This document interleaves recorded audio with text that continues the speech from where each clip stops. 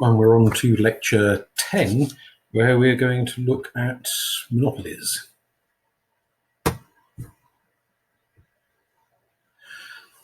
So part of looking at monopolies is to also look at monopolist employers, which may be a term unfamiliar to at least some of you. And we will explain that, obviously, as we go along. We get to quite what a monopolist employer is. And we'll look at global powers and some of the ideas around corporate imperialism, which place ethics and business practices in a global historical perspective, and consider that businesses sometimes, not all of them, but the very big, enormous multinational businesses are sometimes inclined to act rather like they were states, countries unto themselves, with their own rules and regulations, and their relationship to the countries that they market their services to. Arguably, not everyone agrees with this, but arguably are rather like the attitudes taken in former centuries when one country would invade and colonize another country. So we'll look at those ideas. And then we'll move on to talk about Michael Sandel's notions of marketability and some of the people who disagree with him, like Jaworski and Brennan.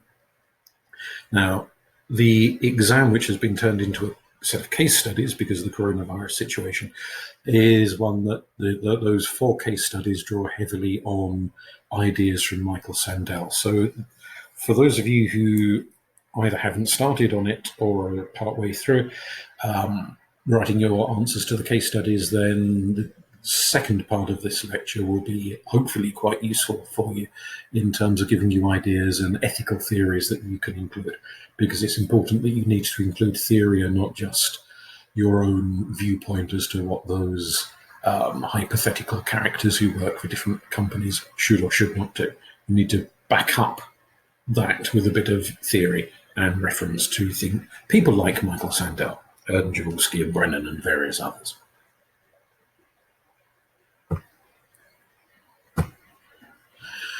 Okay, so starting with business monopolies. A monopoly, I'm sure you're all familiar with this, but just in case there is anyone who is uncertain, a business monopoly is where you have one business that completely dominates the market share in a particular town or a city or a whole country, sometimes internationally with several countries, where they either have 100% of the market interest in providing a particular product or a particular service, or if not 100%, then damn close to it, sort of 80, 90%. Since the days of Adam Smith, going back a few hundred years, this has been seen as a bad thing. Why is this seen as a bad thing? The arguments go from Smith onwards to various other economists after him that monopolies create 3 levels of problem. Well, at least 3 levels. Some economists have argued more than 3, but we'll stick to 3 for the moment. The initial level that is in the minds of perhaps the majority of people who worry about monopolies is if you have one company, let's say you've got a small town and there is only one supermarket in that town, then that supermarket has a monopoly in that town. It may not have a monopoly anywhere else in the country, but it has a monopoly in that town.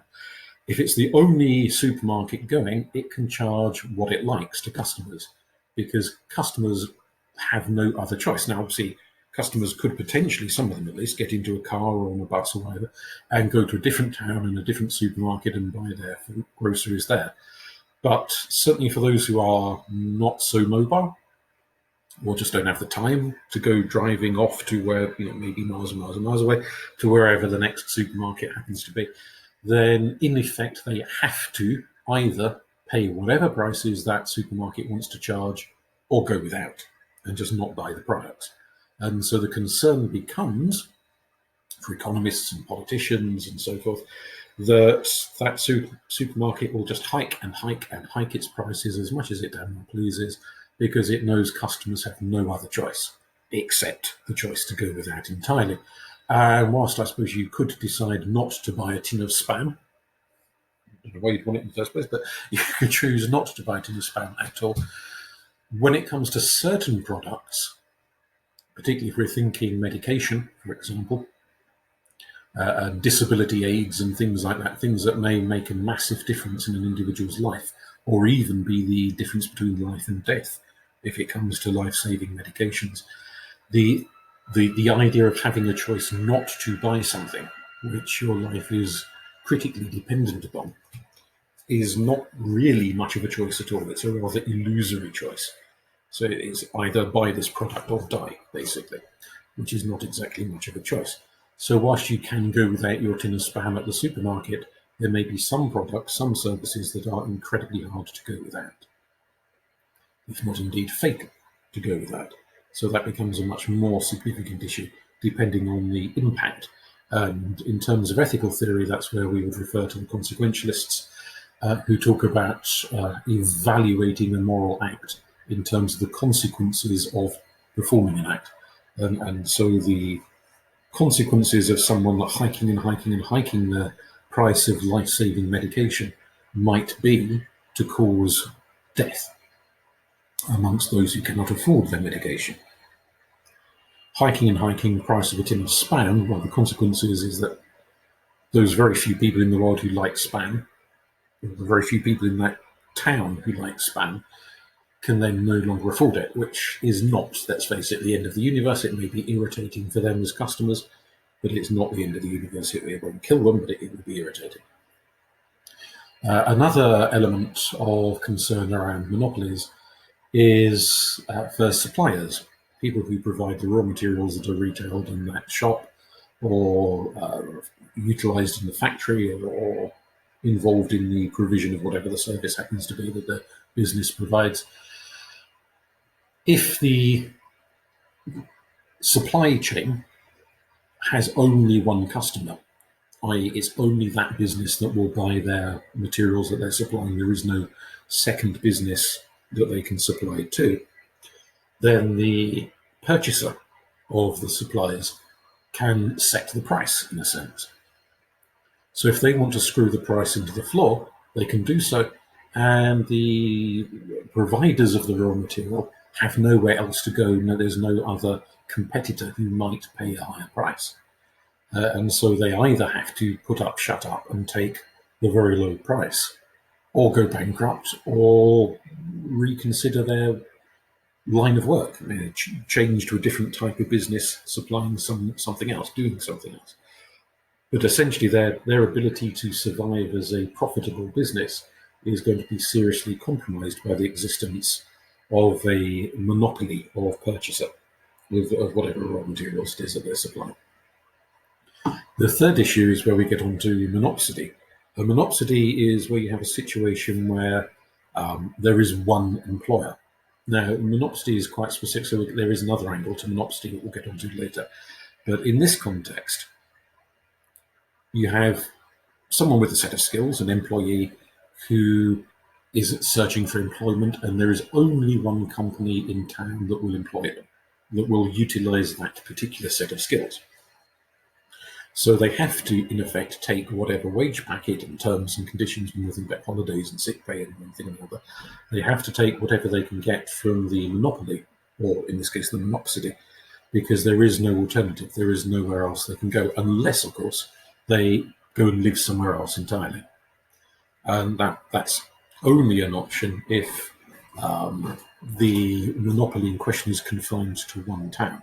If it's confined to an entire country, so they're the same employer across the entire country, a nationwide employer, then unless you're prepared to emigrate and go to a different country entirely, then you have but one option for employment. And so that employee must accept whatever terms and conditions are offered.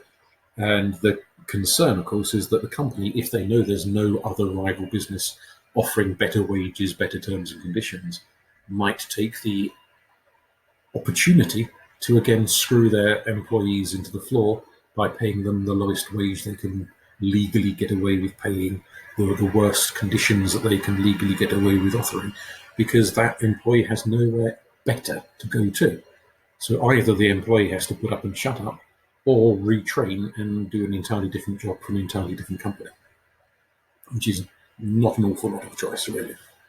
So the concern when it comes to politicians, economists, people like that, who wish to break up monopolies, is that by promoting competition, by having at least two, if not three, four, or however many rival businesses doing essentially the same thing, competing with each other, then that will improve prices for customers, because obviously the companies will want to try and undercut each other in order to win over customers.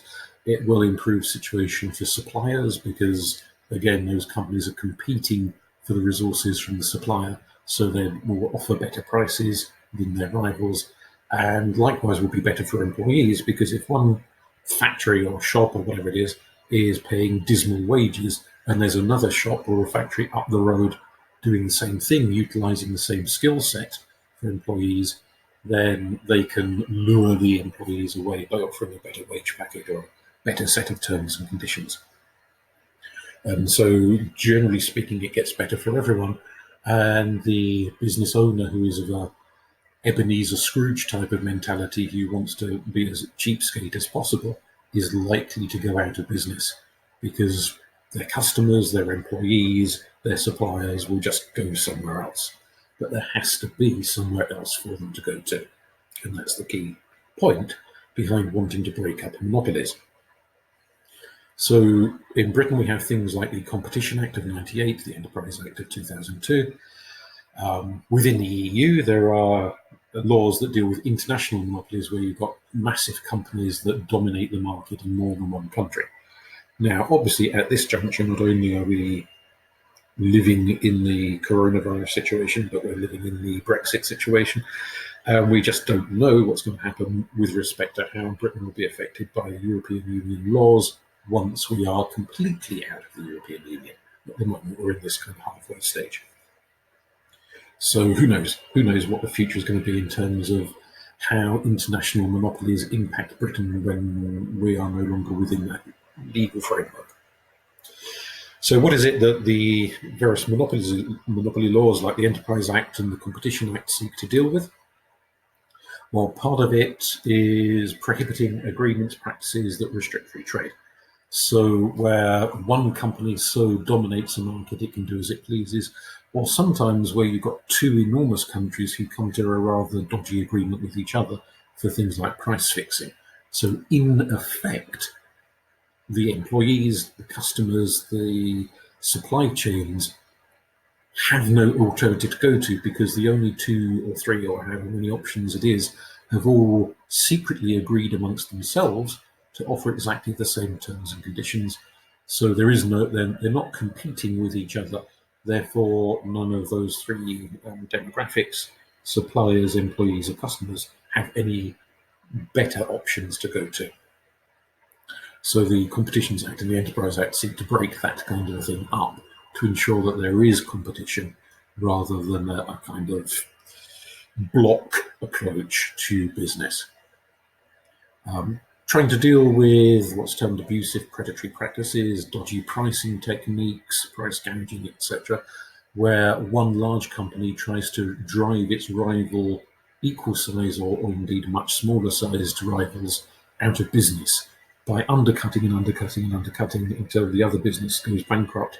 And then when there is no longer a rival, then they hike and hike and hike their prices, because they've got no one, there is no alternative for customers and employees and what have you to go to.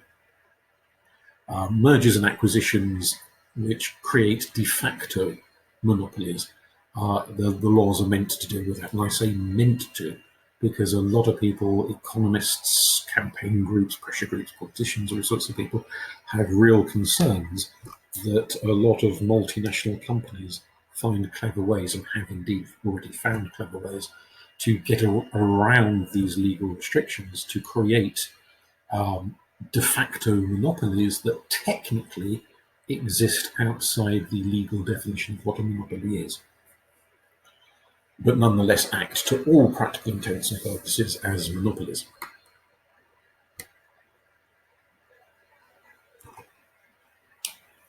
So what are the philosophical issues at play here?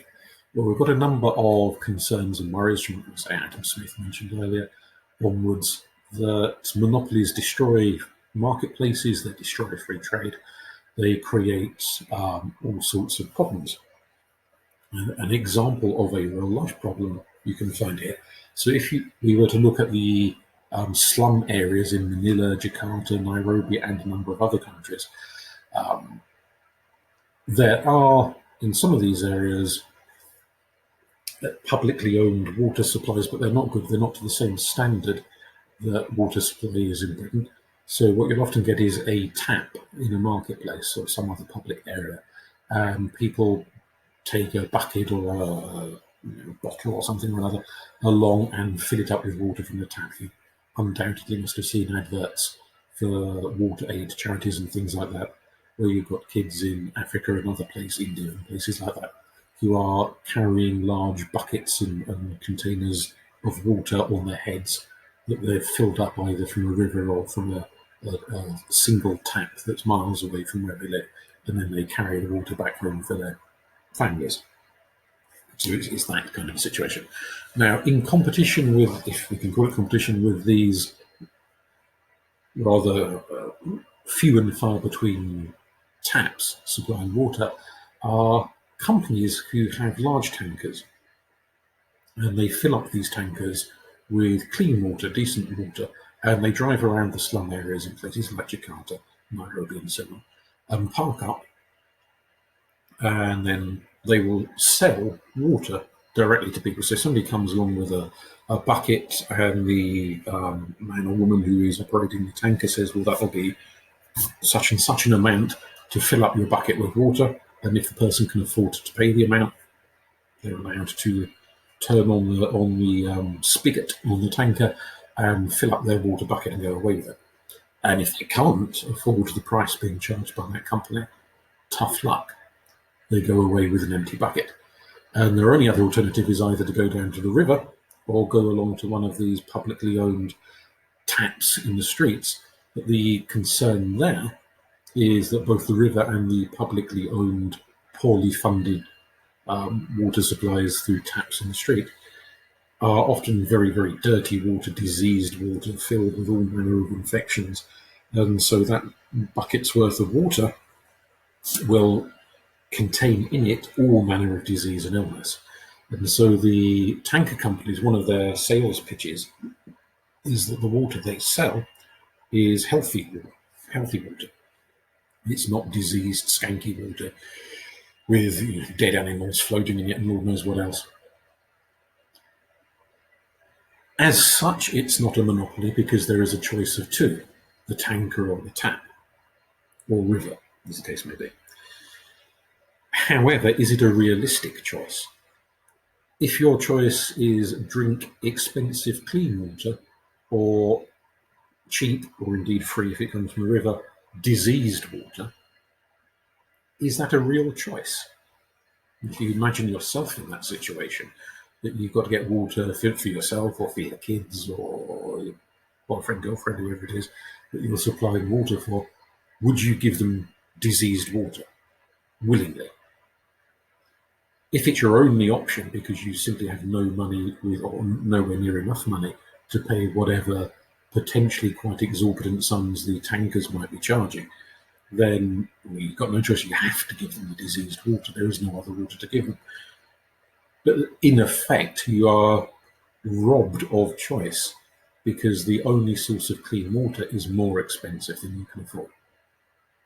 And then we get into all sorts of debates and arguments around whether there are certain things that are vital to life, like clean water, that ought to be supplied to everyone. And I was going to say for free, but of course, even if it were given for free, nonetheless, it would be paid for out of taxpayers' money. So nothing is truly free. But as free as anything funded by taxpayers' money gets, should that be something standard in every country on earth as a human right? Or, as one of the former CEOs of Nestle argued, is clean water not a human right? He argued that if companies like his own want to privatise water and sell it to people and then effectively deny water to anyone who can't afford it. So they have to go thirsty or go and scrabble for a river somewhere or a bucket of rainwater or whatever they can get hold of to drink from. Tough luck. Water, for that former Nestle CEO, was a privilege for those who can afford it, not a right for everyone for survival. And there's a heated debate to be had in that one. Michael Sandel, who we'll come back to as we go along, but just to kind of introduce some of his ideas here, puts an interesting alternative to this, a philosophical idea here, which is not quite so much about monopolies in the sense we've been talking about them, but he says it's a form of monopoly. So he says just as you can have a business monopoly, so you can have a values system monopoly. Now, what's a value system?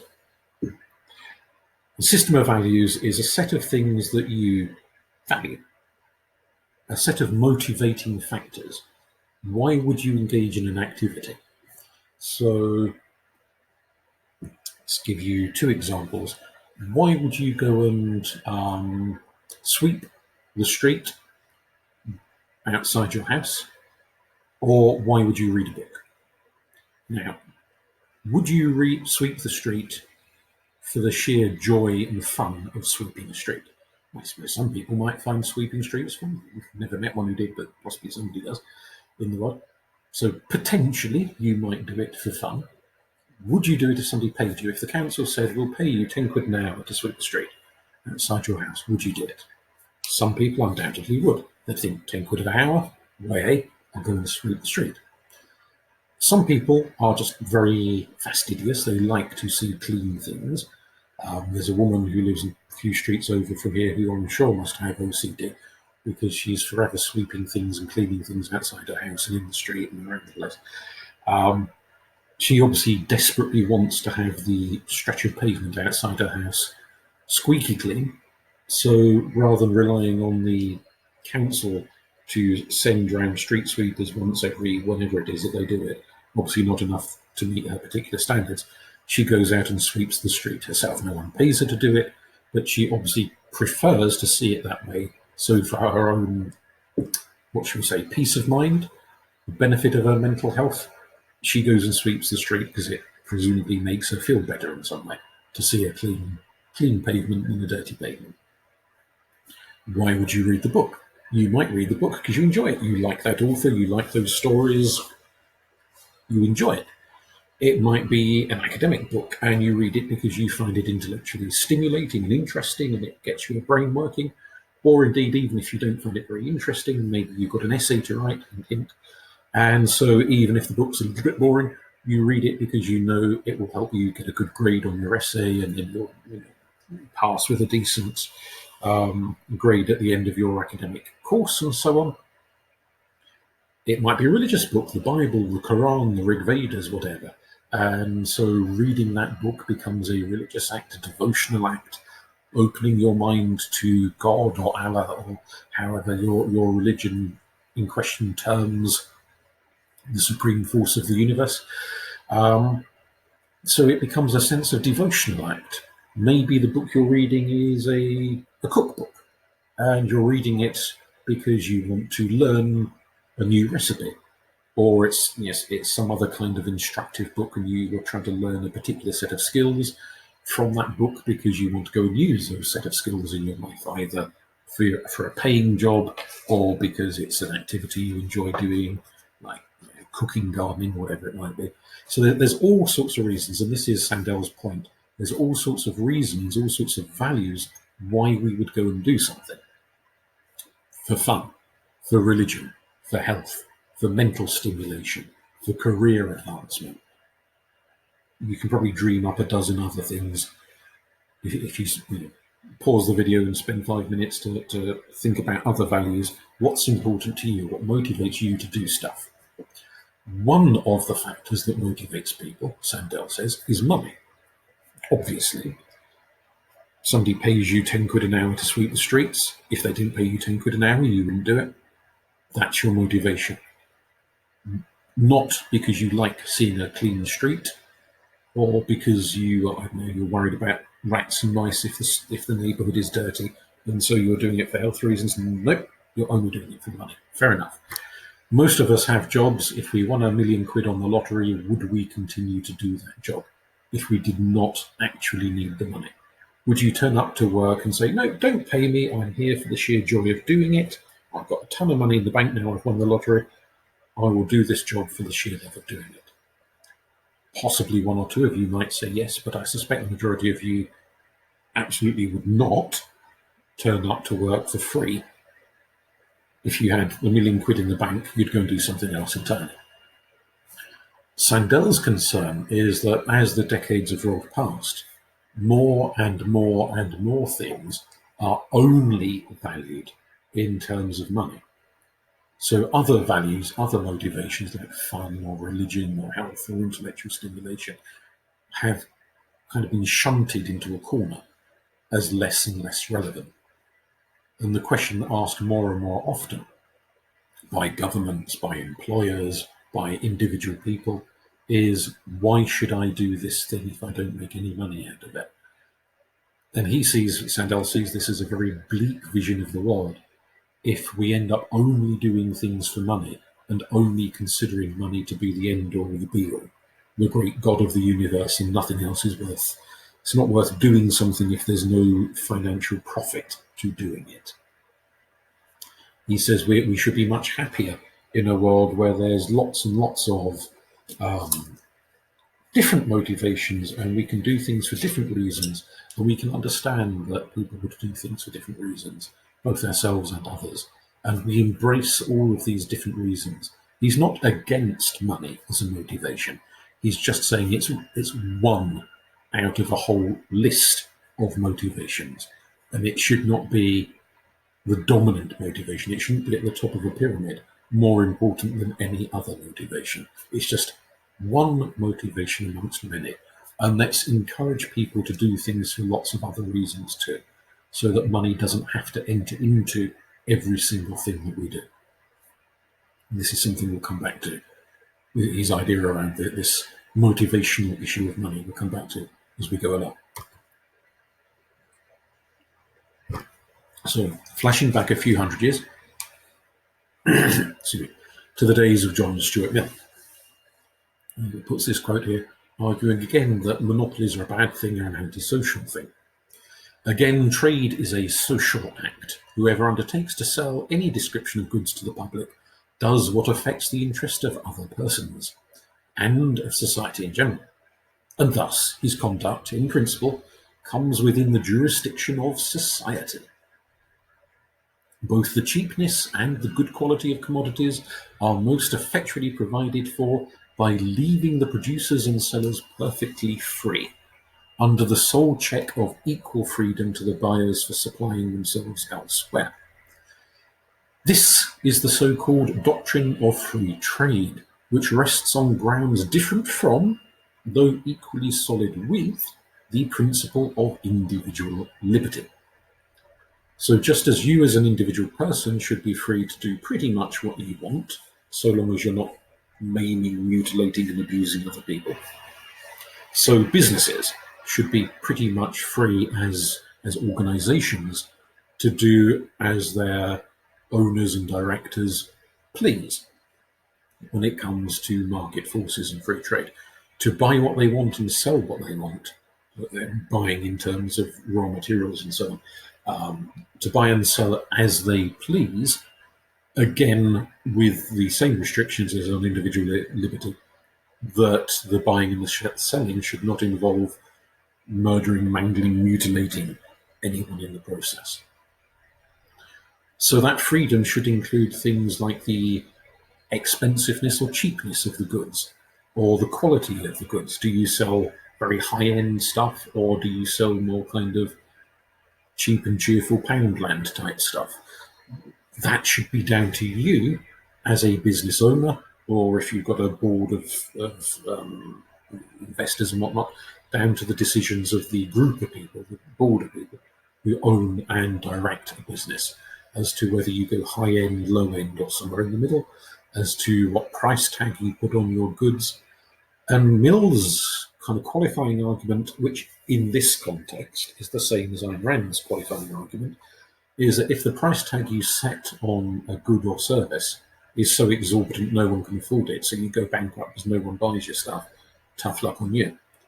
You should be learning from the experience, realize that you're pricing yourself out of the market, and if you've got any sense, lower the price tag.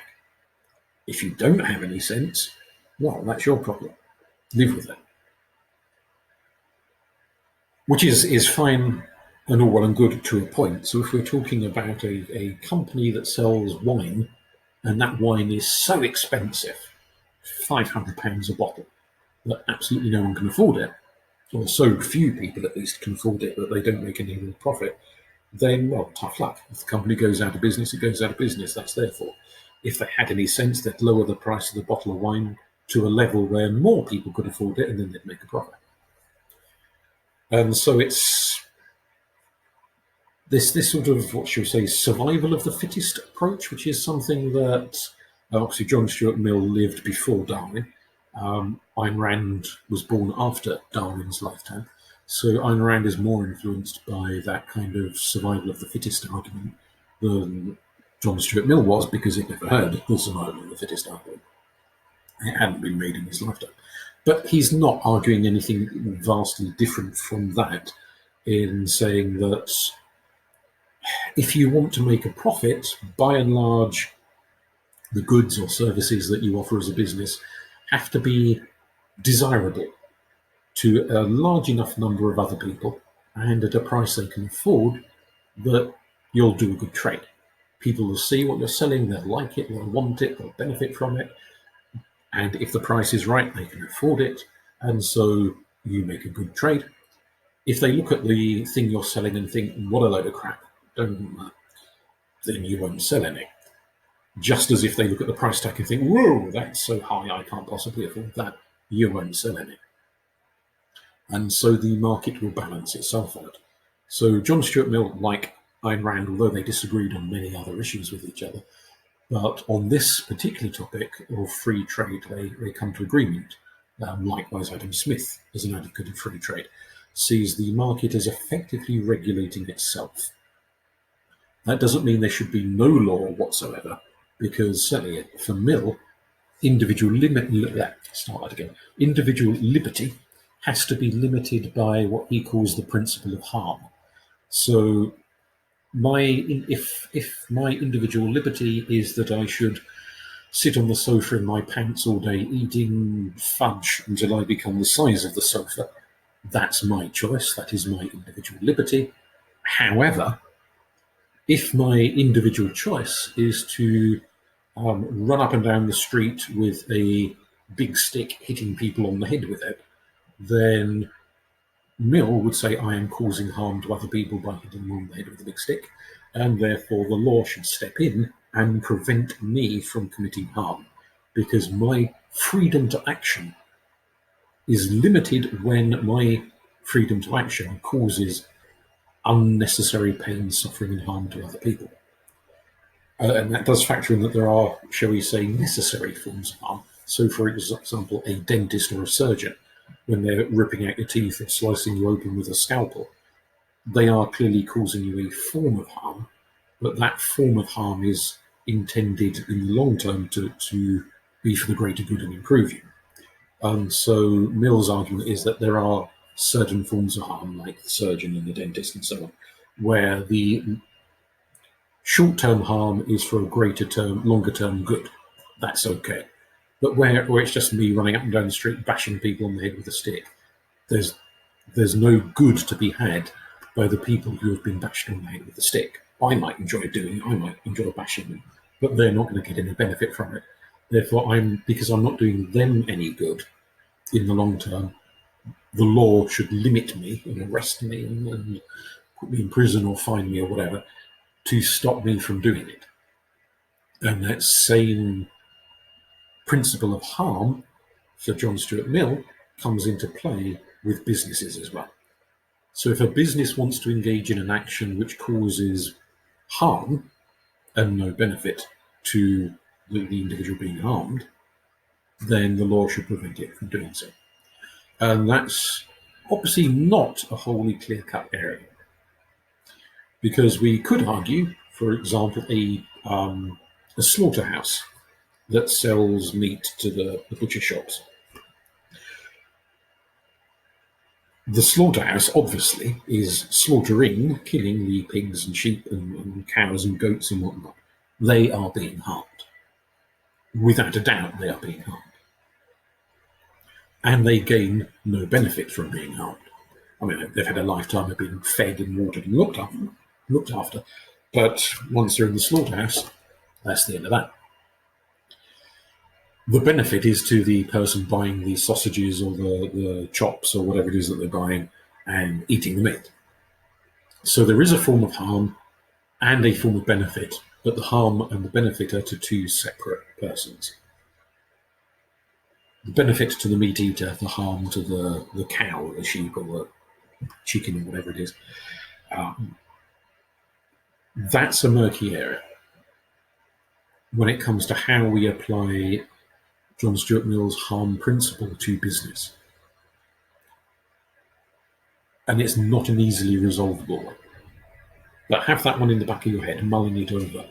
How would you limit that? So not only in terms of talking about slaughterhouses, we could be talking about fur coats or leather shoes. We could be talking about slavery. The harm to the slave, the benefit to the slave owner, where the harm is to one party, the benefit to another, rather than, as with the doctor, the dentist, the harm and the benefit being to the same individual. So how do we assess, evaluate, calculate where the harm and the benefit are separated into two different parties as to whether that service or business should continue legally to be allowed to run? So coming back to the more kind of financial angles of this and how we assess risks of monopolies. Take this theoretical example here in Bury St Edmunds. Let's say one company is a TV making company and it makes every single TV that's made or sold in Bury St Edmunds. There is no other company that makes TVs. So every shop that wants to sell TVs has to go to the same company to buy them in order to sell them onto the public. And that imaginary company goes bankrupt, goes belly up. There is no longer a company in Bury St Edmunds making TVs. Therefore, there are no longer TVs to be sold in Bury St Edmunds. Potentially, obviously, in time, some other company might move into the area, maybe a business from Ipswich or something, moves into Bury and opens a factory there selling TVs, something in that vein. And eventually TVs get made in Bury once again and sold in Bury once again, but there could be months, maybe even years, between one business going bankrupt and a new business stepping into the void.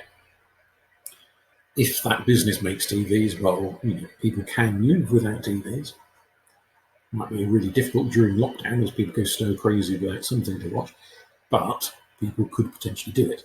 However, again, as with the earlier made argument, what if the service provided is something a lot more vital, where without it, people would struggle to live at all? So if the company is one that manufactures medication rather than manufactures TV sets, and when that medication is no longer being manufactured, people are dying through want of it, then obviously that could be a much more serious issue.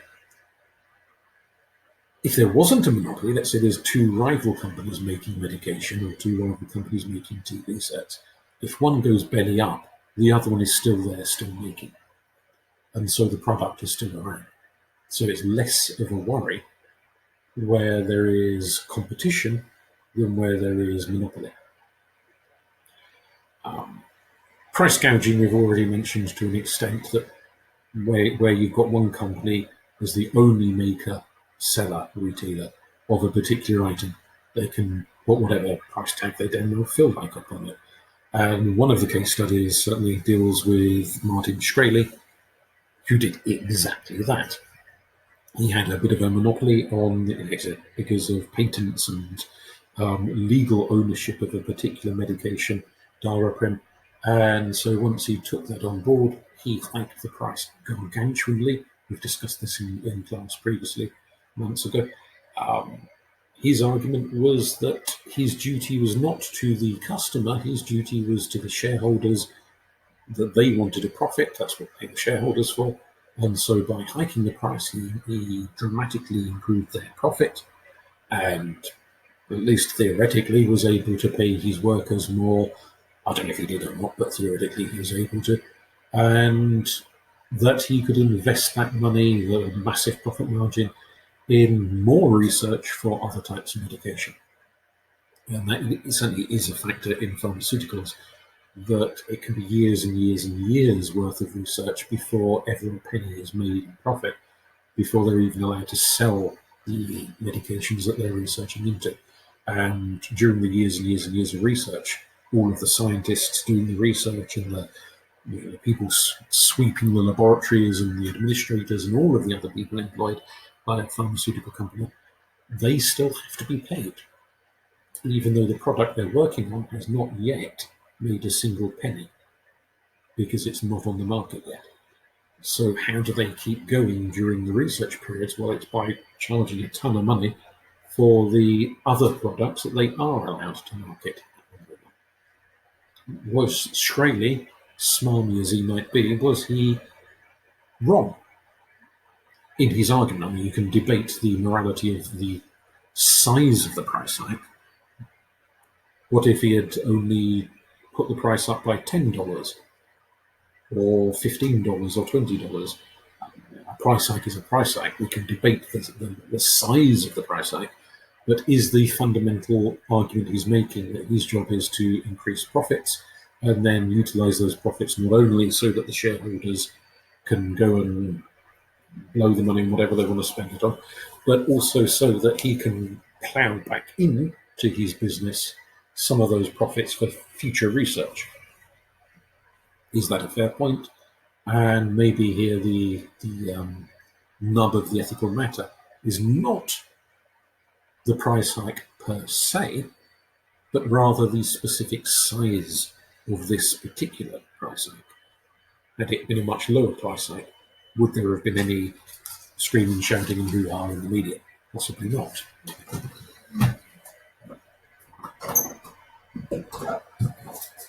Which brings us on to monopsonists. Now, we have mentioned a little bit about monopsony to a point before, in this idea that if you have a particular skill set and there's only one employer in town who will use that skill set, there is a form of monopsony.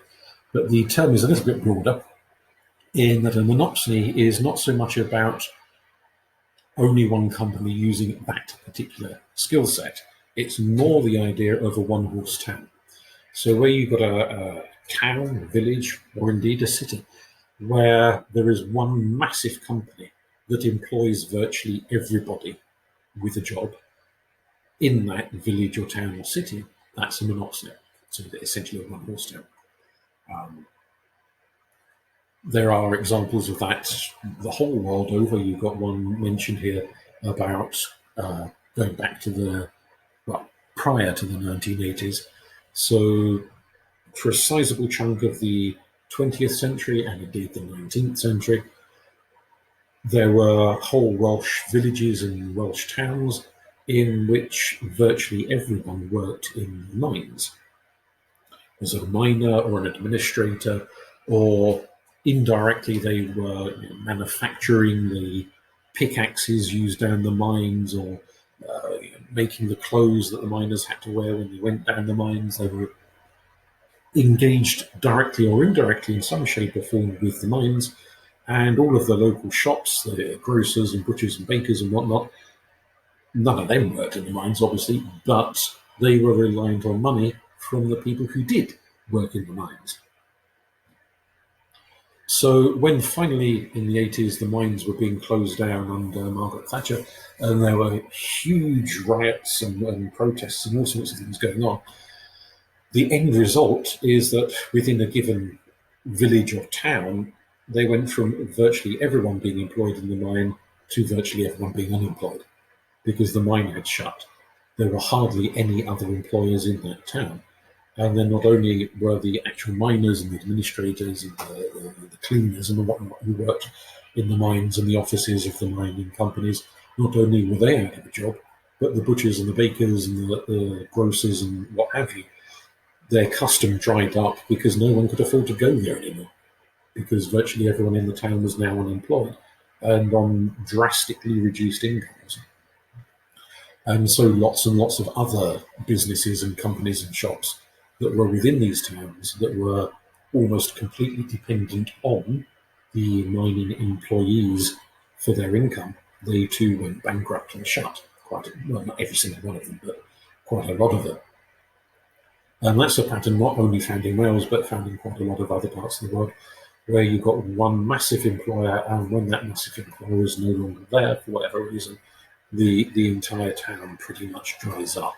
And there are some parts of the world where you can see ghost towns, where there's abandoned homes and abandoned shops and abandoned factories and so forth, where a particular business dried up and the only way people could survive was to move out, go and live somewhere else and find a job somewhere else. And that community just died. Huge problem.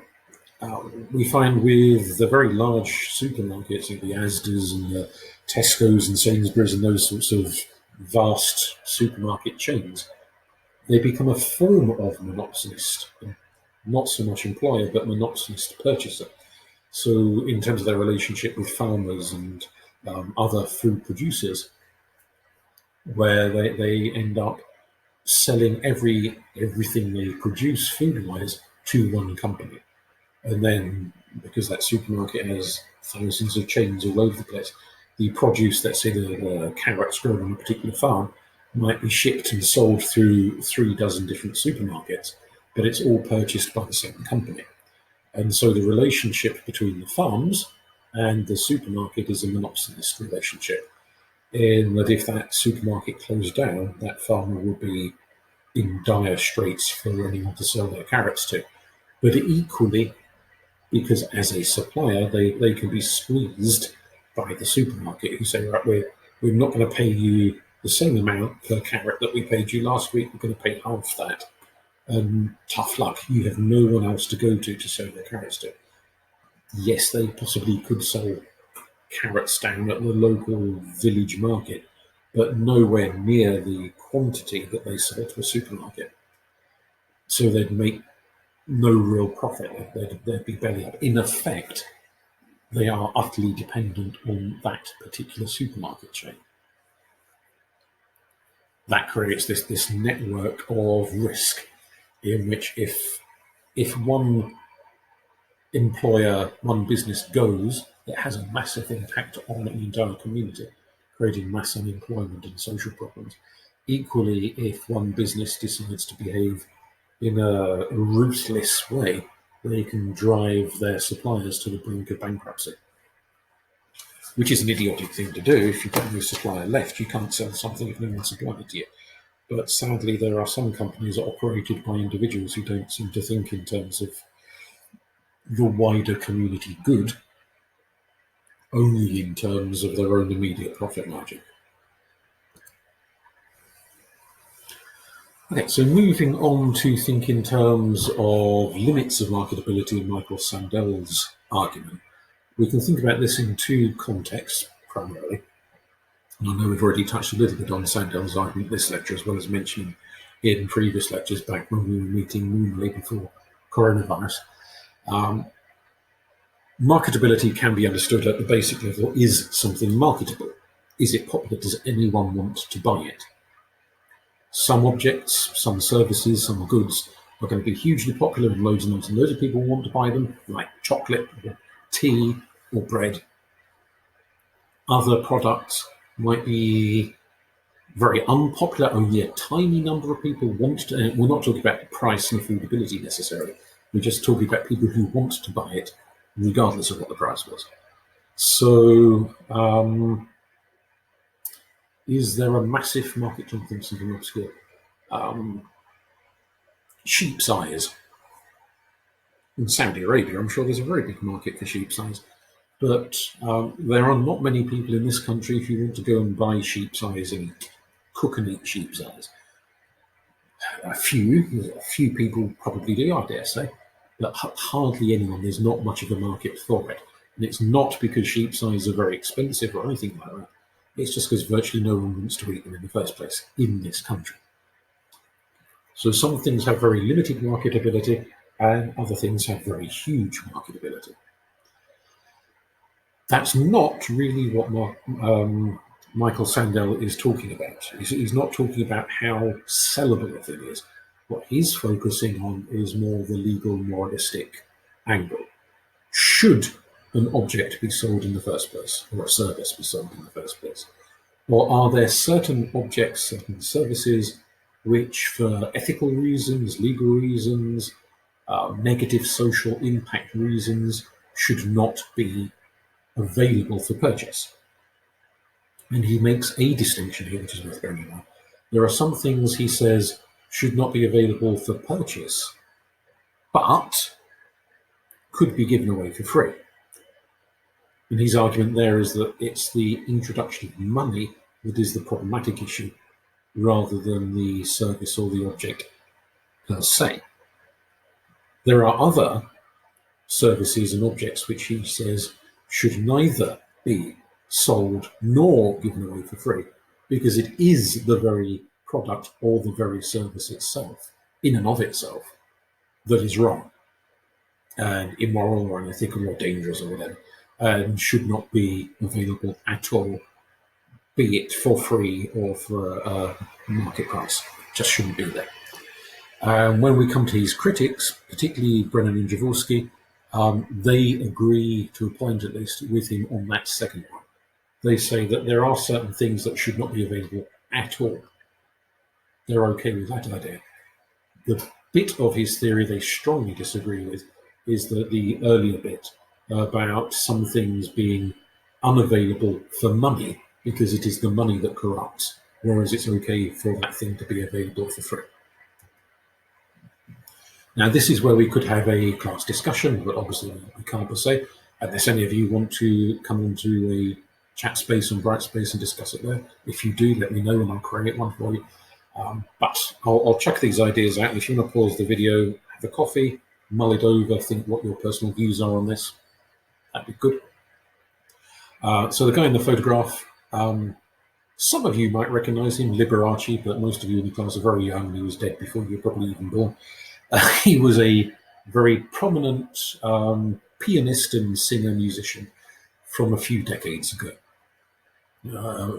Very kind of flamboyant character, as you can probably see from his very odd costume there. He loved fur coats. That's a real fur coat made out of, I dread to think how many dead animals have gone into making that coat. So the issue here is not so much Liberace himself, but fur coats. So should fur coats be available? Now, some of you might distinguish between animals that are killed and the entirety of their body used. So, for example, a cow, the meat's eaten, the leather goes to make shoes and handbags and whatnot. So the entire thing is consumed. And other animals, like, for example, chinchilla and foxes, particularly Arctic foxes, things like that, creatures that are bred solely for their skin. So nobody really eats the meat or does any of it. The rest of the creatures is just thrown away. And it's the fur that is used. Is it better, worse, no different if an entire animal is used and consumed and the skins, the furs, are a byproduct of the meat industry, compared to an animal that's killed solely to get its skin and the rest of the dead animal is then just chucked away? So, are fur coats morally acceptable? Is it okay to wear fur coats? We need to factor in all sorts of issues there. For example, the way in which an animal is killed to attain a fur coat. I won't go into graphic detail because some of you might be sitting there with a bag of crisps and will put you off your food. It's rather more horrible than the way in which animals are killed for meat, and that's not pleasant either. But there are some pretty graphic, gruesome ways in which animals are killed to get their fur, in order not to damage the fur, not to damage the skin. and it's certainly not something you'd ever want done to yourself. I can tell you that. Pretty grim. So, is the cruelty a factor? Is the wastefulness a factor? Or is the simple issue someone, in this example, Liberace, but it could be anybody else, they want a coat, they like fur, it feels nice against their skin, it looks luxurious, this, that, and the other. If they want to wear it, why not? Why not? Their money, their choice. And if somebody wants to run a factory supplying the fur, say a factory farm rather, supplying the fur and bumping off the animals in graphic ways in order to get the fur, well, if they want to do it, they'll do it. Fair enough. Then the supply meets the demand and everyone's happy. Except for the dead animals, they're not very happy. But purchaser and retailer are happy. What about drug use? Somebody there snorting up a line of coke. We don't have to confine the argument specifically to cocaine. It could be any drug you care to imagine. Heroin, crack, cannabis, ecstasy, magic mushrooms, whatever else. Should they be freely for sale? Should you be able, you can go into a tobacconist's and buy tobacco. You can go into an off-license and buy alcohol. Should you be able to go into a corner shop and say, I'll have 5 grams of cocaine, please, and a packet of ecstasy pills. Thank you very much. Here's my money. Off you pop. And that's your weekend sorted. Or is the government in Britain, and many other countries too, obviously, correct to say that these are risky substances, people should not be using them or able to buy them legally? And we know people buy them illegally all the time. But is the government right to try and restrict the sale of things like cocaine and crack? Or should this be on a substance by substance basis? So some people might say, well, I think this particular type of drug is okay and safe to use, but that particular type of drug is definitely risky and dangerous and addictive. That type of drug should not be for sale, but this kind of drug should be. Or do we make a blanket ban on all kinds of drugs? What are your views? If some things were legalized, would it be age restricted? So just as you can't buy a packet of cigarettes under the age of, 16 now, should, if there were shops selling cannabis or selling cocaine or selling heroin, should the sale be restricted to only people over a certain age?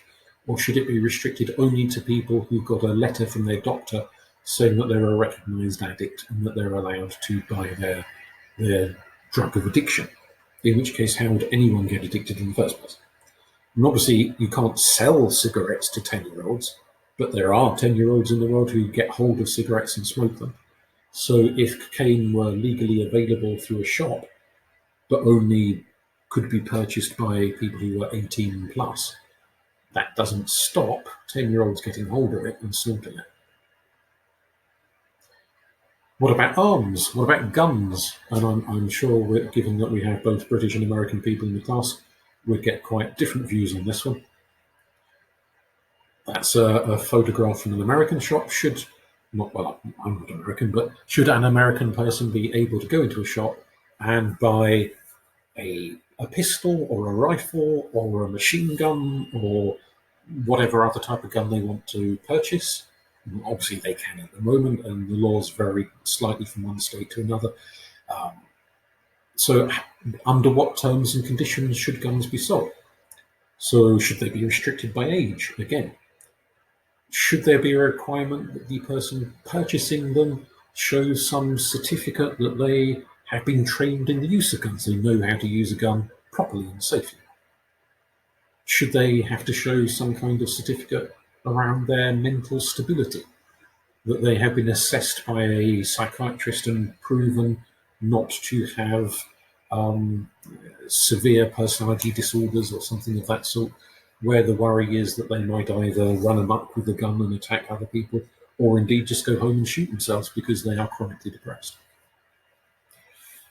Or should anyone, regardless of mental health, known or unknown mental health states, be able to buy guns? What about in this country? Obviously, we don't have shops the way they do in America, retailing guns over the counter to whomsoever wants to buy them. You can acquire guns and shotguns and things in this country, but under a very different set of legal restrictions to the type of laws they have in America.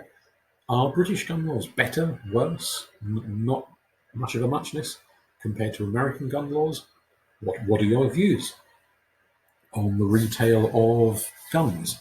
What about other kinds of weapons? If I want to buy a sword or an axe or a bow and arrow, should the same rules and regulations apply to that as apply to the sale of guns? I mean, obviously, I can go into pretty much any supermarket or kitchenware shop in Ipswich, where I live, and buy a carving knife with which to go home and chop potatoes, or equally to go and stick in someone, commit murder or assault.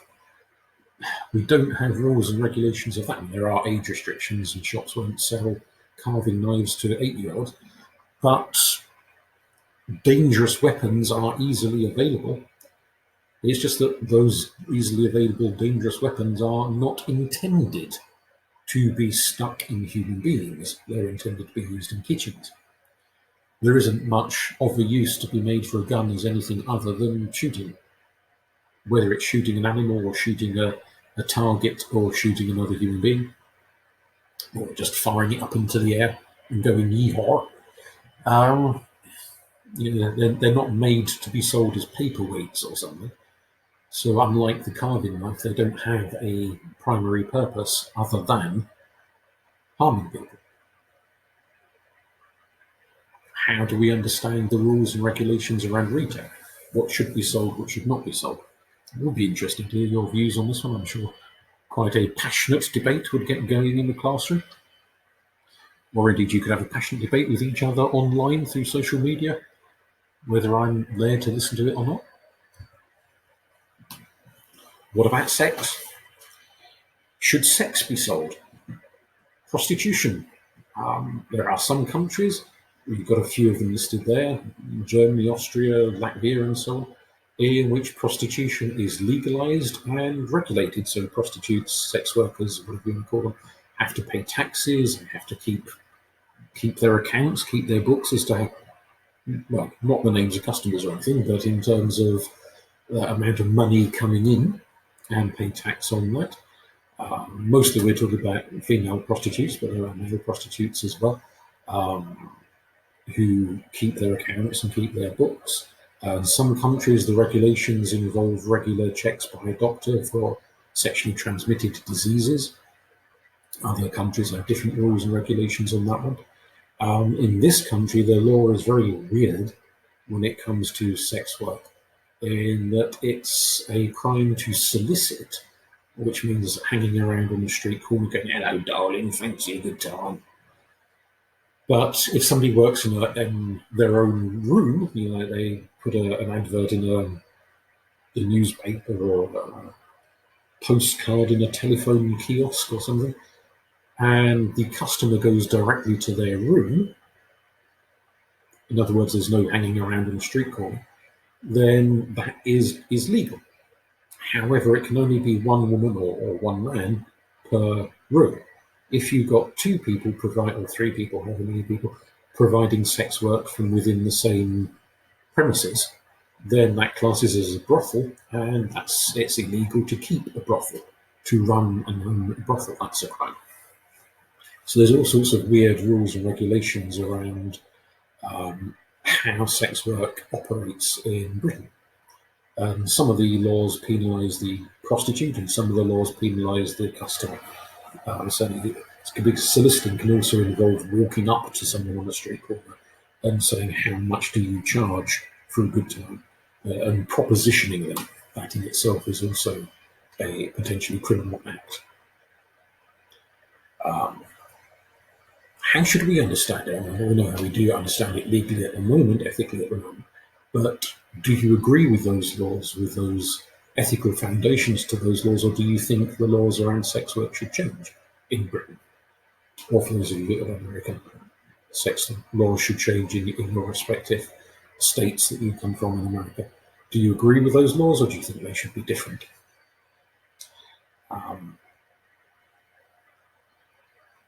There are concerns around human trafficking, although there are quite a lot of people who work in the sex industry who act as sort of spokesmen, speaking on behalf of the wider picture, who argue that actually sex trafficking is nowhere near as prolific as TV shows and films make it out to be. and that the vast majority, and so there's been research conducted by sociologists and psychologists and so on, that the vast majority of people who sell sex for money, either on a regular basis or a sporadic basis, the vast majority of them do so of their own volition and choice, not because they have been beaten up and sex trafficked and forced into it. So it's people who, for the most part, are short of money and have either no other route by which they can make the amount of money they need in the time scale given, or if they do have another route, they don't like that other route, and so they opt to sell their bodies and make quick money to meet their financial needs. Some people do it as a kind of main job, if you like. Other people, it's once in a blue moon, as and when the financial need arises. Some prostitutes have pimps, people who manage them and take a large cut of their income and can frequently get quite violent and quite nasty. Other people work entirely for themselves, there's no pimp involved, so they keep all of the money that they make. Doesn't mean there's no potential violence from some of the customers, because see, some of the people hiring the services of prostitutes can be unstable individuals or dangerous, not all of them by any stretch of the imagination, but some. And so there is that risk there, as well as the risk of STDs, and for women, the risk of getting pregnant. I guess you'd argue a sensible sex worker would take precautions against all of that, but possibly not all sex workers are terribly sensible, and some of them make mistakes and or aren't given the choice if the customer gets violent and refuses to use contraception. So STDs get passed, pregnancies happen. There are a whole raft of issues and concerns here. Should it be legalised? Should it not? It's, as a practice, prostitution has been around since the year dot and shows no signs of going away.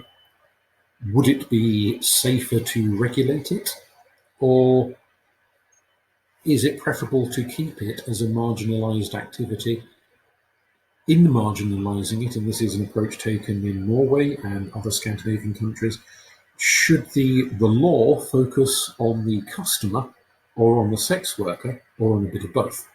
Because there are some countries where they have removed the laws that impact the worker and strengthened and intensified the laws that impact on the customer, to effectively say that the problem here is not the woman or man selling their body, the problem is the customer who wants to buy it. And by having stronger laws against them, the hope is to drive more and more men and occasionally women out of being customers rather than driving sex workers out of being suppliers. All sorts of interesting arguments can be made around this one. So Scott Anderson takes an interesting approach in terms of looking at possible consequences were prostitution to be legalized and become a mainstream job, the kind of job you pay taxes on. If it's a mainstream job, legal, in effect no different from working in the shop or working in a factory or working in the hospital or whatever else, then could a job centre in effect say to someone, look, there's a brothel down the road, they're advertising for new workers, why don't you go and apply for a job there? And if that woman or man, as the case may be, says, no, I think that's disgraceful, I don't want to do things like that, I don't want to be a prostitute, then could the job centre turn around and say, well, actually, you're refusing offers of employment, therefore we're going to penalise your benefits? Should that be an option? What about career fairs in schools? You get the army and hospitals and research labs and supermarkets, all sorts of businesses have stands and stalls at job fairs for teenagers coming up to employment age. If sex work were legal, could you have the local brothel set up a stall at the school and say, well, this is just another job. Have you considered going into sex work? Or would we be absolutely outraged at that idea and see that as a form of kind of, well, maybe not quite pimping per se, but certainly close to it, Would it be unethical and immoral to try and recruit youngsters into sex work if it were legalised? How would we understand it as a mainstream job? It does create some quite weird possible scenarios. Can you imagine being at a party and you say to somebody, "Oh, well, what do you do for a living?" And one of them says, "Oh, I'm a doctor," and another one says, "Oh, I work in ASDA, stacking shelves," and another one said, "Well, I work at the local sex centre, and I'm a prostitute." Would we get to the point where you go, "Oh, that's nice, dear, and not bad an eyelid," or would it always seem odd, strange, slightly shocking? Curious one, interesting one to debate. Katie Beeren makes a counterpoint to Anderson's arguments against prostitution. Her argument is that far from exploiting women, mostly women, some men, some are prostitutes, but mostly women, far from exploiting the sex worker, it can actually empower the sex worker. Beeren's argument, which is echoed by a lot of other people who either currently or formerly used to work in the sex trade, is that to some extent we all sell ourselves. So if you sweep the streets and you get paid whatever it is per hour to sweep the streets, then you are selling your muscle power in terms of pushing the broom and wheeling around the cart, the dust cart, and the rest of it, and your time and your skill. You're selling that for 10 quid an hour or whatever it might be that the street sweeper gets paid. If you're stacking shelves in a supermarket, you're getting paid to use your muscle power and your coordination and your memory and all the rest of it, all the skills, bodily and mental skills involved in stacking a shelf. If you're a brain surgeon, you're getting paid for those skills and your dexterity and your manual abilities as well as your mental abilities. Every single job you sell your either mental ability or your physical ability or a combination of both for an hourly rate. What is a prostitute doing? They're selling their body and, I dare say, social skills and what have you for an hourly rate. Beeren says actually that hourly rate can be a damn sight better than many, many, many other jobs. So you can earn a lot of money quite quickly. In that, like I say, hourly rate, very rarely does it take an hour, according to Beeren and various other researchers. Often it's trying not to be too graphic here, but 50 quid for the sake of 3 minutes. It's over and done with. And if you equate that 3 minutes to what it would work out as an hourly rate, it's remarkably good money. And Beeren points out that where prostitutes are independent, they're not being trafficked or pimped and all of that. Where they're independent, if they take a look at a customer and think, "Ooh, yuck, you're horrible," or "you look dangerous," or whatever, they can say no and turn them away. How many other employed people can make the same statement? So if I take a look at a student and go, "Ugh, you look awful," I can't turn around to the college, but I could, but no one would pay me attention. Turn around to the college and say, "I don't want to teach them, I think they're awful." The college will say, "Well, you're paid a rate to teach a class of students. You teach whoever the students are. Whether you like them or not is besides the point." Right, if the student is dangerous and they're getting violent in the classroom, that's a whole other ballgame. But I can't look at a person and say, "Actually, I think they might get violent, therefore I don't want to teach them."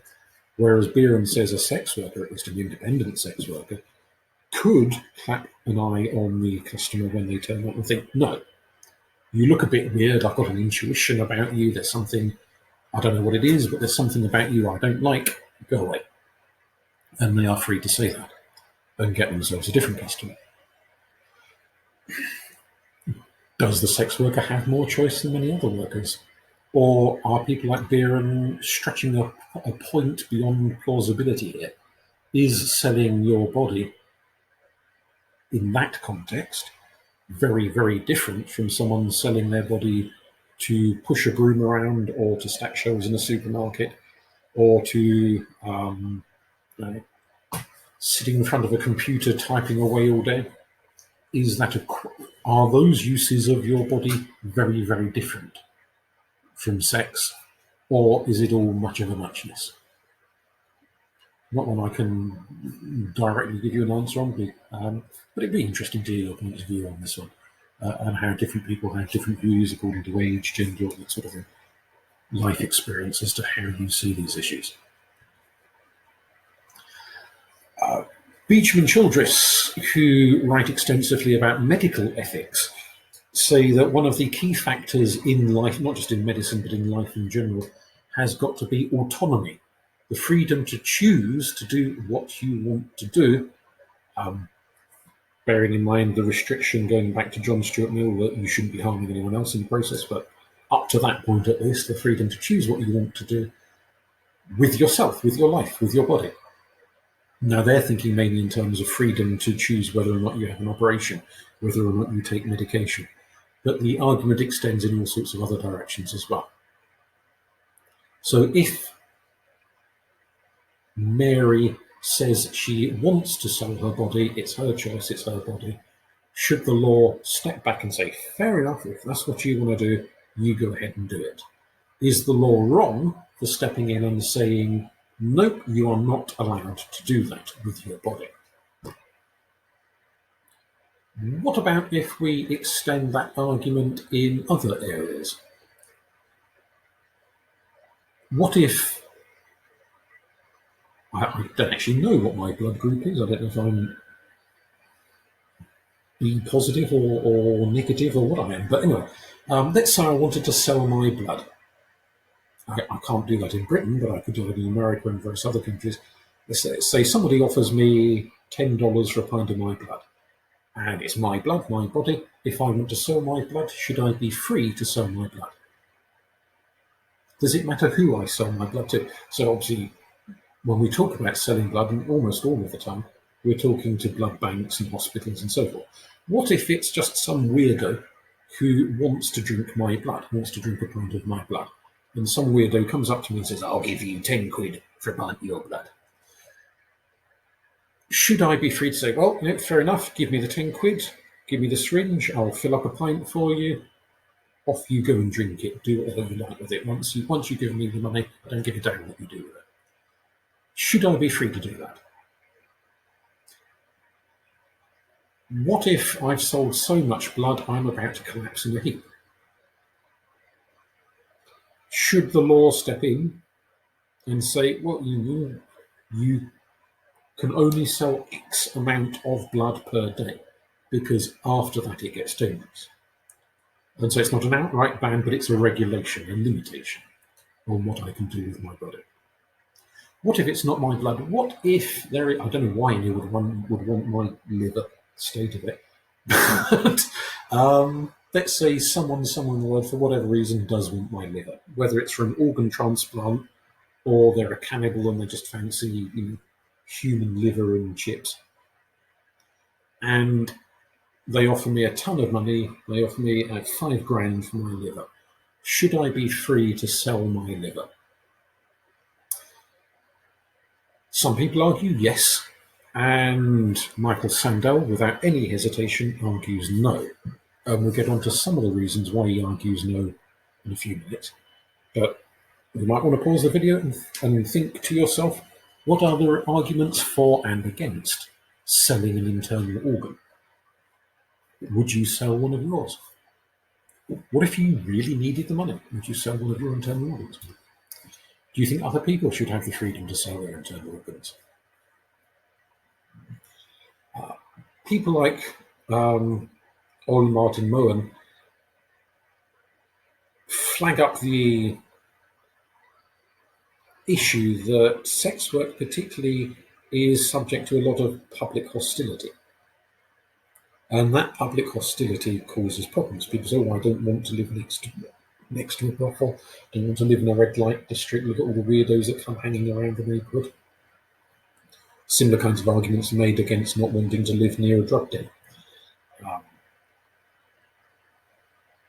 Certainly there are lots of social problems associated with sex work,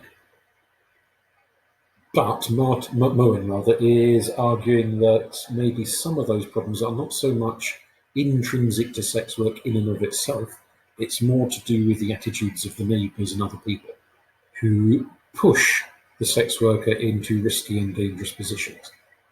If we were more tolerant, if we were a more open thing, would a lot of those social and mental health issues associated with sex work dissipate and just go away? Possibly.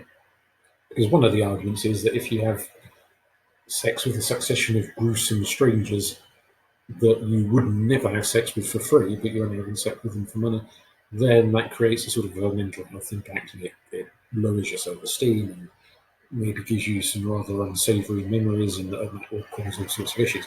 Is that in part because sex work is very underground, it's very secretive, because of the attitude of wider society? If it were mainstream and upfront and open, would sex workers be making different choices, providing their trade in a very different way, and therefore not suffering the kinds of problems they sort of suffer at the moment?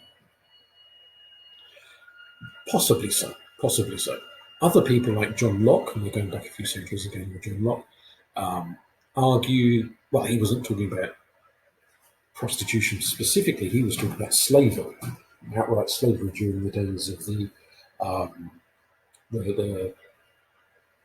slave trade in Africa and the Caribbean and so on. He said slavery is pretty much the most abhorrent thing one human being can do to another, and that anyone who is a slave trader should be killed. He said they forfeit their humanity, their decency, they should just be executed. Very hard line on that one. Where sex trafficking does take place, and as said earlier, there are discussions and disputes as to quite what the scale of sex trafficking actually is, but regardless of what the scale is, it happens. Is someone engaging in sex trafficking essentially a slave trader? They have enslaved another human being, tricked them, abducted them, done whatever they've done, and sold them on to various customers, and if they refuse to do what they are expected to do with those customers, then they get beaten up. And it's not uncommon for sex traffickers to get their women, or indeed men sometimes perhaps, addicted to drugs, and then they use the drug as a way of enforcing the behaviour. So if they don't do as they're told, they withdraw the drugs, and that person goes into a cold turkey. The kind of drugs we're talking about are the very addictive end of the market, like heroin, rather than just a bit of cannabis or something like that. So there are sex traffickers, and there are violent pimps and people like that.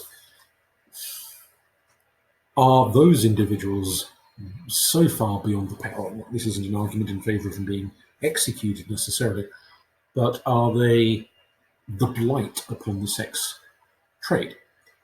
If they did not exist, and the only people selling their bodies were ones who did so independently of their own choice, would sex work be okay?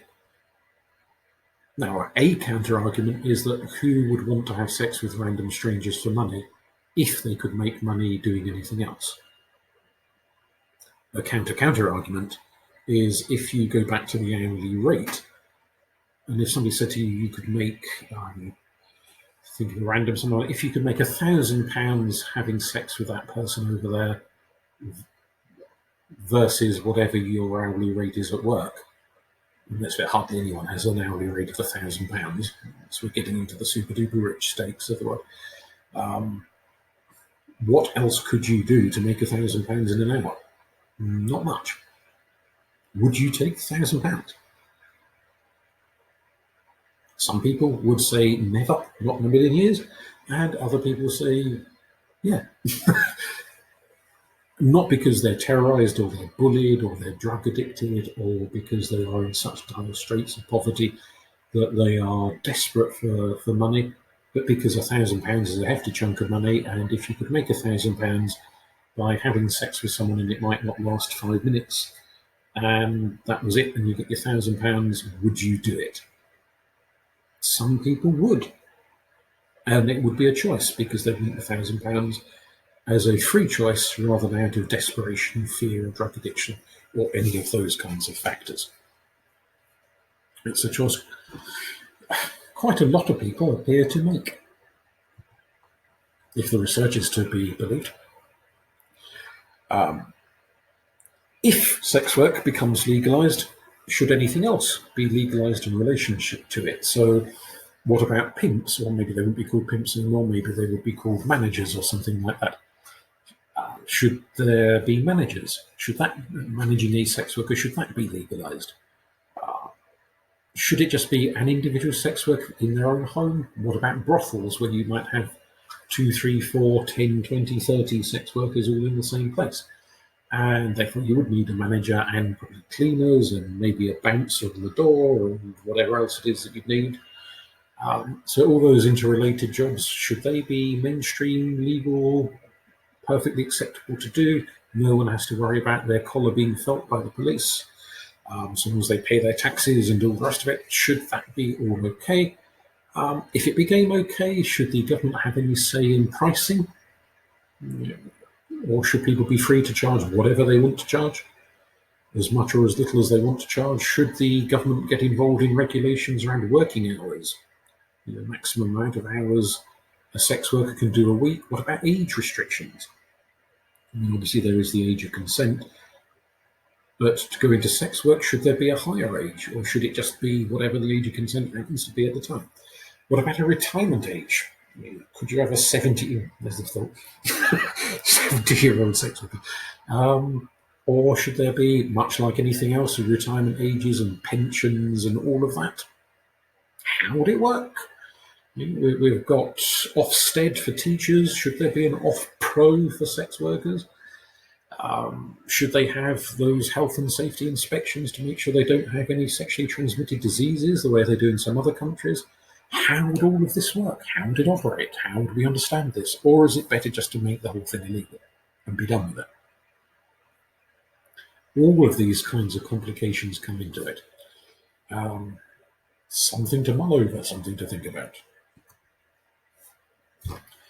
We've already asked this question, so we'll skip briefly over the bit, but if you did win the £1,000,000 on the lottery, what would you do? Aside from spend, I dare say, would be part of it. But would you continue to work at the job you're doing now? Would you take up voluntary work and go and work for a charity? Or would you just spend all day sitting in a hammock, sipping tequila and watching afternoon TV? Oh God, who'd want to do that? What would you occupy your day with? Some people regard work as not only a means of money, but also as a thing to do. It's a way of occupying time. It may be some jobs it's just a way of occupying time, but other jobs also that people enjoy the company, the social element of who they work with. They may feel they're doing something very useful. If you're a doctor, a nurse, firefighter, something in that vein, you might feel you're offering a really useful, important service to the world. You're making the world a better place. And just because you suddenly got super duper rich, you wouldn't want to stop making the world a better place. Whether you continue doing exactly the same job or you kind of found some voluntary work of a similar sort of nature you could do somewhere, that's a slightly different question. Would you continue occupying yourself in some way? If there are things that you do at the moment that you definitely would stop doing if you won that £1,000,000, does that mean you are only doing those activities for money? If you're only doing those activities for money, are you therefore selling yourself? Selling your manual skills? Selling your mental skills? Your intellectual skills? Is that a form of prostitution in the broad sense? Selling yourself, doing something that you otherwise would not do if money were not offered? I dare say, thinking of the jobs you've all got customers and such like. Are there people you work for and as customers you provide a service to who you would cross the street to avoid under any other circumstance? So if you didn't have to have them as customers, you definitely wouldn't do. If there was no money involved, you were so rich you could say, "Oi, you, go away. I don't want to do this job for you. I don't like you. Go away." would you say that? So you're only effectively providing your service for that particular person because of the money. And you would not provide that service for that particular person if you were so rich that you could turn the money down and you'd only provide the service to occupy your time for people that you like rather than people that you don't like.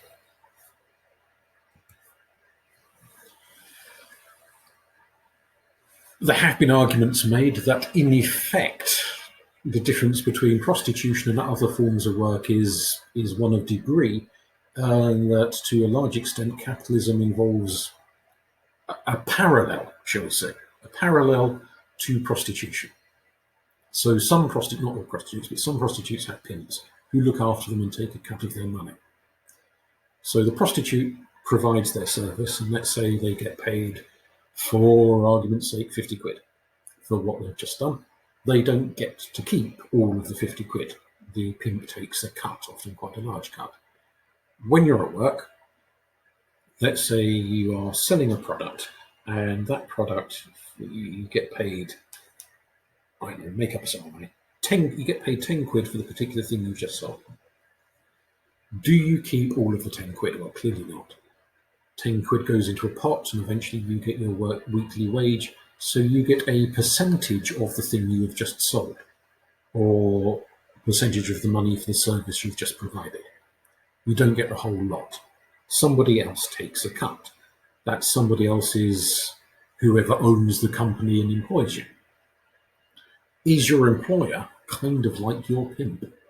Somebody who looks after you, provides you with various services, probably not quite the same services that a pimp provides to a prostitute. Let's hope not quite the same services, but they nonetheless provide you with some services for which they take a cut of the money that you make in your hour of work, and you therefore get a percentage of the profits you've made in that hour. Now, obviously, there is a difference between self-employment and being employed by a company or a prostitute employed by a pimp, in that if the prostitute has no customers in the hour, they don't get paid a damn thing. Whereas if you work for a company, even if no one turns up and buys your services or buys your product, you still get paid. So there is a distinct difference there. But are there similarities to be drawn, or are those people who draw the similarities stretching this beyond the point of plausibility? Question to mull over. Now, returning to Michael Sandel, and the parallel arguments are made by similar people. Should there be limits to the market? So I've already mentioned selling an internal organ. What your thoughts were on that one? Should people be able to sell off their internal organ? Should they be able to sell any damn thing they want to sell? Or should governments step in and regulate and say there are only certain things that you are allowed to buy and sell? And if you try and buy or sell the things on the naughty list we've told you not to, then there will be consequences. Should they do that? Is that the job of government? If so, which things should government regulate? And by contrast, which things should they not regulate? What should they just leave individuals to pick and choose about? So this is where we would have a class discussion on this, but obviously can't quite do that. Foldvari's quote here: in the context of society, free means free from the coercion of others. More specifically, it means an absence of coercive harm, which includes coercive restrictions, like laws in other words. A person is free when he can buy, produce, and sell whatever commodity or service he desires with no arbitrary interference from others, for example, the government. Thus, the market is free when all the individuals in it have this freedom. So Foldvari is very hardline free market here. A key word there I would suggest is arbitrary interference. So if it can be shown that the interference is necessary rather than arbitrary, then Foldvari would go along with it. So if the government steps in and says slavery is wrong, you can't just go around kidnapping people and selling them as slaves in the market, because there is a clear rationale why that is wrong, why it's dangerous, why it's inhuman and cruel and wicked and all the rest of it, that would not be arbitrary interference. That would be necessary interference in the market. Whereas if a government turns around and says, we're going to ban the sale of coffee because we just feel like it, that would count from Folvari and most other people's point of view as arbitrary. That's the kind of thing that Folvari is objecting to. So when it comes to the marketplace, should you be free to sell, trade any damn thing you want without arbitrary interference from government? And not just trade in terms of the object of the service, but in terms of the structure of the service. So the example you've got at the bottom of the screen there, if some woman says she wants to sell 15 hours of her day working in a sweatshop making jumpers and get paid £2 an hour to do it, should it be her freedom to choose to sell her time and her jumper making skills and so on for that rate of money and that number of hours? Or should the government step in and limit the number of hours she is allowed to work for in one day, or set restrictions and guidelines on the amount that she gets paid per day to say, she's got to be paid at least minimum wage. She cannot be paid less than minimum wage, even if for some crazy reason she's prepared to work for less than minimum wage. She cannot be legally allowed to accept it. The employer has got to pay her minimum wage. A counter-argument to this, because somebody like Folvari, for example, or Ayn Rand might say, yes, she should have those freedoms of choice. A counter-argument might be to say, well, actually, how free is she? If she's so desperate for money that she'd work for £2 an hour, is that any real freedom? Is desperation freedom? Normally, when we're desperate, it's because other avenues have dried up for us. We've got fewer and fewer choices, less and less freedom, and we are pushed into a corner. So is the woman in the sweatshop deprived of her freedom rather than granted her freedom? And it's a matter of interpretation there. It's nigh on impossible to find a country that doesn't have government restrictions on trade, on goods and services. So pretty much everywhere has tried to regulate some things. And we can think of examples from Britain, I'm sure we can think of examples from other countries. It's illegal to hire a hitman. It's illegal to provide hitman services. Doesn't mean people don't do it, of course, but it's restricted. Possibly somewhere in the world there's a free market advocate who would be happy with these things. The sale of hitman assassination services, the sale of child porn and so on. But I think very few and very far between people would be in favour of those things.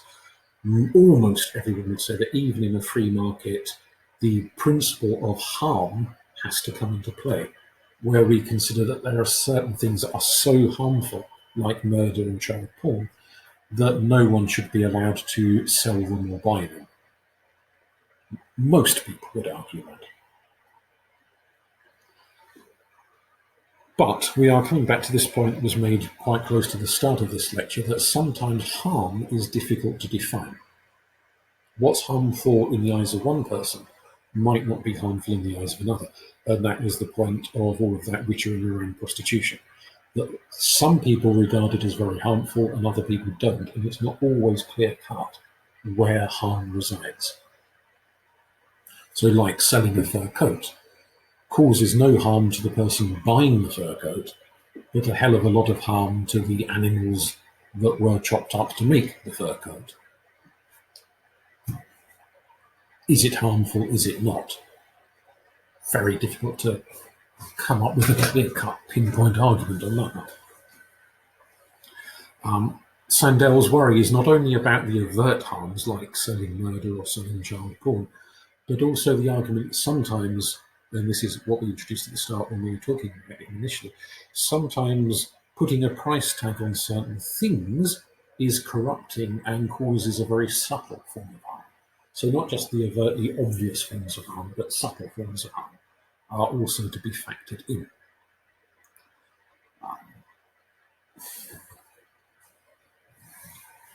To give a curious example, in the photograph there, that's a funeral taking place in Japan within the Shinto religion, which is the most widespread religion in Japan. It's a very common practice and has been for hundreds and hundreds and hundreds of years in Shinto to hire professional mourners. Now, the ladies you can see there dressed in white are not relatives of the dead person. Chances are they probably never even met the dead person. They are professional mourners. They come in dressed up in those nice outfits you can see there, and they cry. They kind of make themselves cry, much the same way an actor in a stage play makes themselves cry. They mourn, they weep, they wail, they engage in various ritualistic behaviours to show mourning for the dead person, even though they probably never met them and knew nothing about them. And the relatives pay them to come and mourn at the funeral, which seems, by British standards, really odd. Can you imagine if some relative of yours died, would you go out and hire a total stranger to turn up at your relative's funeral and sob their heart out and declare in a loud voice how lovely your relative was and how they missed them, even though they'd never met them? Would you do that? I suspect most people in Britain would find that really weird as a thing to do and would not see the point of it. But in Japan, it's a cultural practice. In fact, if you did not hire these professional mourners for your granddad's funeral, whoever it happens to be, then a lot of other people attending the funeral would regard you as a cheapskate, that you were just too tight-fisted to even bother hiring a professional mourner. Therefore, you couldn't have cared much about granddad, because look, you tight-fisted skank, you haven't bothered to hire mourners. Whereas over here, if you did it, people would think you're a bit nuts at the funeral. So the counter-argument here from Brennan and Jaworski is that notions of corrupting, cheapening, making something tawdry are very culturally specific. What's seen as tacky and cheap in one culture would be seen as quite normal and desirable in another culture. It's not a nice clear-cut thing. It's not always obvious when something becomes tacky and when it's acceptable. And therefore, Brennan and Jaworski's argument is kind of just leave individuals to make their own choices. Don't start introducing rules and regulations to say you can or can't do this. Just because one person thinks it's tacky doesn't mean another person should be banned in law from doing it. Just let them, if that's what they want to do, let them get on with it and do it, so long as there is no issue of harm taking place. And even that, again, has these grey areas in terms of how we define a harm. It's not obvious and clear-cut. So back to Foldvari again, another quote from him. If someone sells cigarettes, he could be accused of selling something harmful to health. But since their purchase is voluntary, it is not coercive, and thus it is not wrong. Is that a fair point? You see, smoking is unhealthy. Drinking gallons of booze is unhealthy. All sorts of things are unhealthy. But if the customer voluntarily chooses to buy them, no one's putting a gun to their head, no one's making them, is it a problem? Should we be free to engage in activities, even if those activities are harmful? If I want to sit here and puff away on 80 cigarettes, I wouldn't, because I don't smoke, but if I did want to do that, should I be free to do it? Legally, I'm free. The government's not going to stop me from doing it. If I want to walk down to the corner shop and buy 20 packets of cigarettes whilst loudly announcing to the person behind the counter that I'm going to smoke the entire lot of them all on one day, well, they won't not sell me them. They won't get all censorious and say, oh no, I can't possibly sell you these 20 packets of cigarettes because clearly you're going to harm yourself. Likewise, if I go and buy 5 bottles of scotch and say to the person behind the counter, I'm going to sit home and drink the entire damn lot today, which potentially would, well, I say potentially, almost certainly would land me in hospital with alcohol poisoning, not actually kill me if I drank 5 bottles of Scotch in one day. The person behind the counter will not say, I can't therefore sell you this because you're going to engage in dangerous, potentially life-threatening behaviour, which is ironic because if I go into a pub when they're open, blind, stinking drunk and demand more booze, the law expects the barman or the barmaid to refuse to sell me more alcohol. But they don't expect the same with an off-licence or a supermarket selling booze, which is an oddity of law. A key issue here in the quote from Foldvari is that word voluntary. Nicotine is addictive. If I'm hooked on fags and I go and buy yet another packet of fags, how voluntary is that activity? Is that act? If it's addictive, am I entirely within my free will? If I'm hooked on heroin and go and buy more heroin off my drug dealer, I'm not really acting out of free will, am I? Because I'm addicted. There's a compulsion. If I don't buy it, I'll be puking buckets for hours. I'm going cold turkey. So how free am I to engage in that purchase? That's where it gets into another really grey, strange area. What if we go back to the prostitution issue? Let's say someone hires a prostitute and says to the prostitute, I want you to tie me up and whip me till the blood runs. Obviously, that's a very harmful thing to do, to be whipped until there's blood running. But is it voluntary? That person, they don't have to hire that prostitute, they don't have to engage in sadomasochism or any of that. There is a choice going on here. But a psychologist might say that maybe this is some deep-rooted psychological compulsion. This is a sign of something very odd in that individual's mind and mentality. Why would they want such a gruesome thing done to them? Therefore, are they wholly voluntary, or are they driven by impulses? Mind you, they might say the same to me sitting here stuffing my face with cake until I'm virtually the size of the sofa. Is that voluntary or compulsive? There are all sorts of weird, murky grey areas in human behaviour. And sometimes we have to make an assumption of freedom, even when we can't even be quite sure if that person really is totally free-willed under a given circumstance. It's murky. Where does the coercion come into it?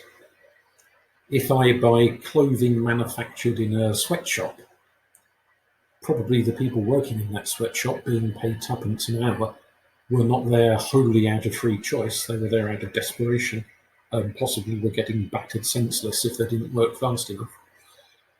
Therefore, are they coerced? Have I bought a product created by people who were coerced? The shop selling it, they probably weren't coerced, the shop owners and so on. But the people being paid a pittance to produce the object might well have been coerced. But as I've not met the people producing the object, I don't know that they're coerced. Who is responsible for knowing these things? Where does the ethics come into the supply chain of understanding who is free and who is coerced? Very murky. Next week, we'll move into discussing some issues around global power and developing the arguments around the kind of more imperialist issues. So we've touched a little bit on the idea of multinationals and internationals having such dominance that they become monopolies and that they behave in this very high-handed fashion.